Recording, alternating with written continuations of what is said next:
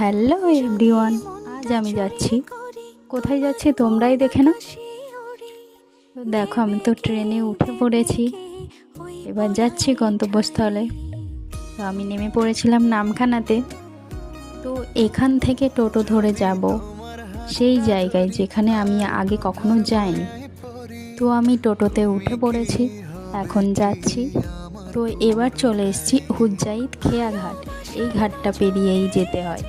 তো এই ঘাটটা পেরিয়ে টোটোতে উঠে পড়েছিলাম। তো টোটোয় করে গন্তব্যস্থলে পৌঁছে গেছি। তো এখানে একটা রিসর্টে উঠেছিলাম।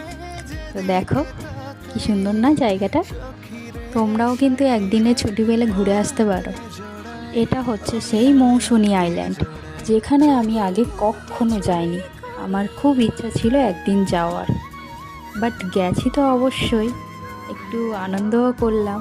যেহেতু সন্ধ্যের দিকে পৌঁছেছিলাম, তো তোমাদের সেইভাবে কিছু হয়তো দেখাতে পারছি না।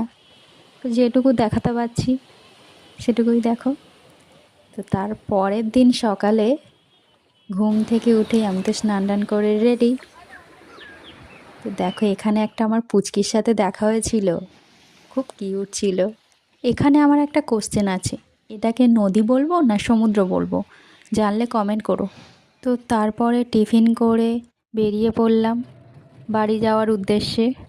তো দেখো গ্রামের দৃশ্যটা কি সুন্দর না? গ্রামের জিনিস এমনিই ভালো লাগে। তো এখানে এবার নৌকাতে উঠতে হবে। তো অনেক দিন পর নৌকায় উঠলাম। নৌকায় চড়ার একটা আলাদাই মজা থাকে। এটা সম্ভবত ছিল কুসুমতলা খেয়াঘাট, আমার ঠিক মনে পড়ছে না। তো এই কুসুমতলা খেয়াঘাট থেকে চললাম হুজ্জাইদ খেয়াঘাটে।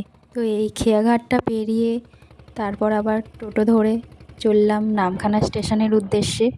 তোমরা যদি কেউ যাও তাহলে আমি সাজেস্ট করব গ্রুপে যাওয়ার জন্য, ফ্যামিলি বা ফ্রেন্ড সার্কেল।